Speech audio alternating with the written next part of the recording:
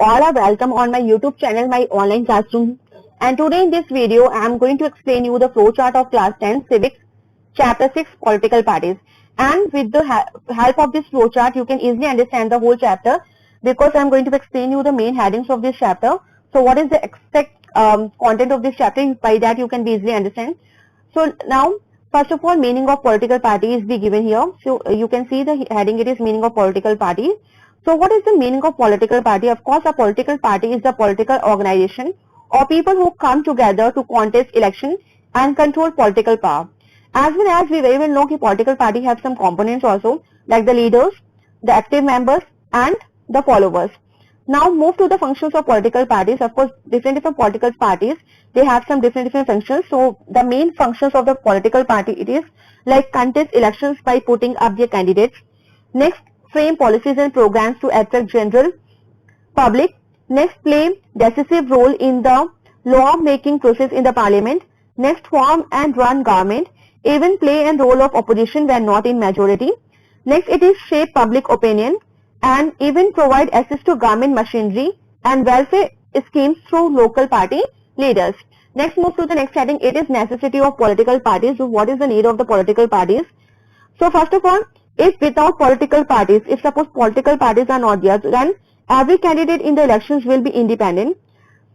No promises could be made and the utility of the government form will remain uncertain. No one will be responsible for running the government, the country. Elected representatives will only be accountable to their constituency. Next, it is there will be no agency to gather and present different views on various issues to the government. Next, no one will be responsible for bringing various representatives together so as to form a responsible government. Next, there will be no mechanism to support the government, make policies and justify or oppose them.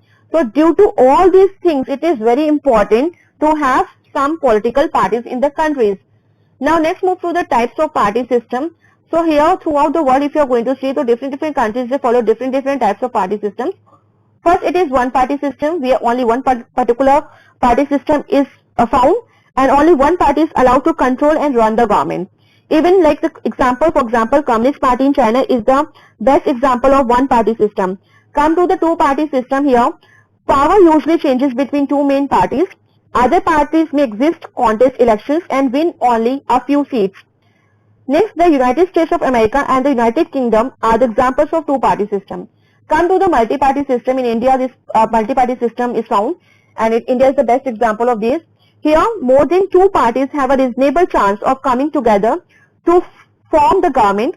Even coalition government and alliance system are the specific feature of multi-party system. And of course, India is the best example of multi-party system.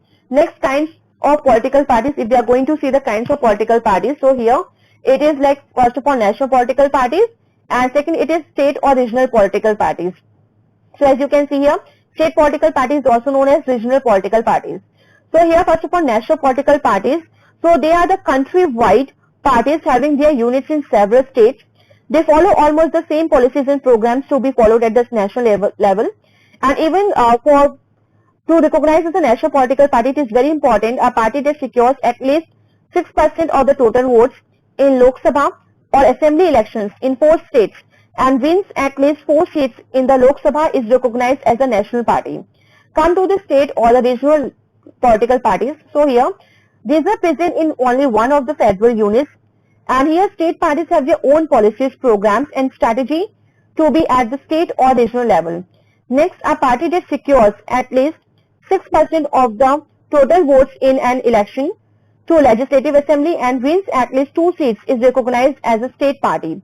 Come to the challenges to political parties and before of that, of course, recognition, if you are going to see the recognition to a political party, so every political party has to register with the election commission and all parties are treated equally by the election commission. And the national political parties, so of course in India 6 national political parties are there. So first it is INC, second it is BJP, third BSP it is B here, next CPIM and next CPI and last one it is NCP. Come to the challenges which is faced by the political parties, the different political parties, how they are facing these challenges. So here it is like lack of internal democracy. First it is lack of internal democracy if you are going to check in the democracy, especially the political parties, among the political parties, so you will find out the lack of internal democracy. There is concentration of power in one or few leaders at the top. Even no record of membership registers, no regular internal elections, ordinary members of the party do not get sufficient information also. Come to the dynastic succession here. So of course here leader of the party favor people close to them or even their own family members. In many parties the top positions are always controlled by members of one family. Come to the growing role of money and muscle power. So here also nowadays the role of money and muscle power is growing in parties. Most of the parties are focused only on winning elections, so they tend to use shortcuts to win elections and wrong practices they are using. Next, come to the lack of meaningful choice.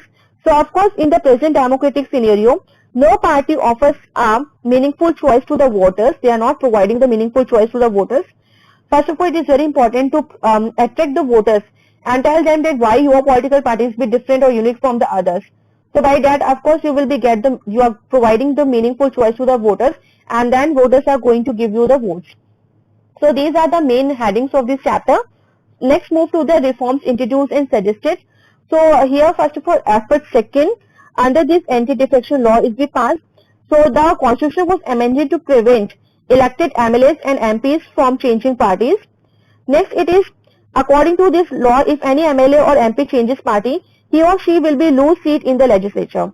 Next, it is affidavit. So in order to reduce the influence of money and muscle power, the Supreme Court has made it mandatory to file an affidavit.